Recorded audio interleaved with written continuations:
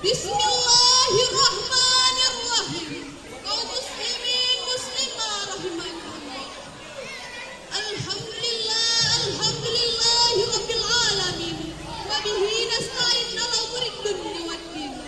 Rabbi shrah li sadri wa yassir li amri. Wahlul 'uqdatam min lisani yafqahu qawli. Asyhadu an la ilaha illallah wahdahu la syarika lah. Wa asyhadu anna Muhammadan abduhu wa rasuluh. La nabiyya ba'da. Pertama-tama langkah yang paling utama, marilah sama-sama kita panjatkan puja dan syukur atas kehadiran Allah Subhanahu wa taala, yang mana oleh Allah, Allahul ladzi khalaqas samawati wal arda wa ma bainahuma, yang artinya Allah Subhanahu wa taala yang telah menciptakan 7 tala langit dan 7 tala bumi beserta antara kedua isinya. Dan tak lupa pula salawat beriring salamnya tak henti-hentinya kita sanjung sajikan kepada Nabi Muhammad sallallahu alaihi wasallam. Dan tak lupa pula kata-kata ketaziman kami kepada abi dan ummi mahal keluarga selaku pimpinan pondok pesantren An-Najdatul Asyraf. Dan yang kami hormati ustaz dan ustazah yang telah mengajari kami dari setitik bismillah hingga akhir. Dan tak lupa pula kata-kata penghormatan kami kepada para dewan juri serta hadirin yang telah hadir pada malam yang berbahagia ini. Terima kasih kami kepada moderator yang telah sudi membasahi bibir manisnya untuk memanggil nama baik kami. Berdirinya kami di sini bukanlah untuk mencari nama, melainkan untuk mencurhatkan satu syarahan singkat yang bertema sayangi dan cintai ibu. Hai kalian yang tidak menghormati ibu, yang merendahkan ibu. Malam ini diharap bagaimana cara menghormati ibu. Karena sekarang sudah banyak orang yang tidak menghormati ibu. Berapa banyak ibu yang awalnya bantu-bantu, lama-lama menjadi pembantu. Andai dia masih hidup sampai saat ini, jangan lupa kau belikan dia pakaian yang dia mau, dan jangan lupa kau cium tangannya selagi ia masih di samping engkau. Andai dia sudah meninggal, jangan lupa kau doakan.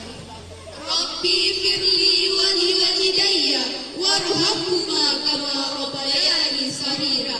Kalau berdoa pun engkau tak mau, apalagi yang kau bawa menghadap Allah Subhanahu wa taala. Meregang nyawa dia melahirkan engkau, 9 bulan 10 hari yang kau topang di perutnya. 2 tahun engkau menyusu, dilahirkan menetes darahnya di badan engkau. Andai kau gendong dia dari sini sampai ke Mekah, belum tentu nunggu satu teriakannya saat melahirkanmu. Surgamu terletak di telapak kaki ibumu, maka jangan sesekali kamu durhaka kepada ibumu, karena ibumu lah yang telah meregang nyawanya, yang telah merelakan nafasnya untuk melahirkanmu. Al-jannatu tahta aqdamil ummahat, yang artinya surgamu terletak di bawah telapak kaki ibumu. Bahagiakanlah mereka sebelum mereka meninggalkanmu untuk selama-lamanya, karena kematian datang begitu saja, datang tanpa kabar lalu pergi tanpa pamit. Apa kata Allah di dalam Al-Quran yang berbunyi, A'udzu billahi minasyaitonir rajim. Bismillahirrahmanirrahim. Kullu nafsin za'iqatul maut. Shadaqallahul azim.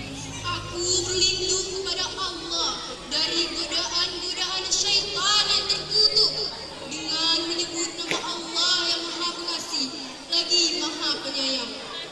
Walaupun hartamu banyak, pangkatmu tinggi, jika kamu tidak berbakti kepada orang tuamu, maka kamu masih saja dianggap rendah.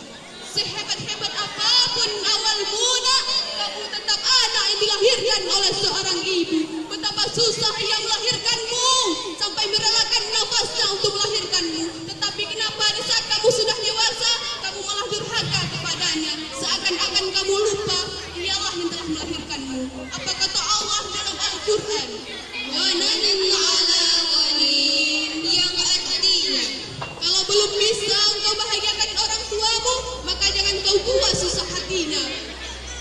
bahagiakanlah mereka.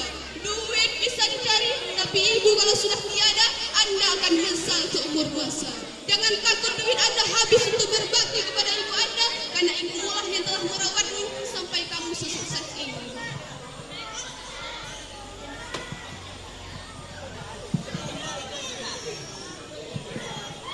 Sebelum kami turun dari mimbar yang buat kaki kami bergetar ini, kami ingin meninggalkan sebuah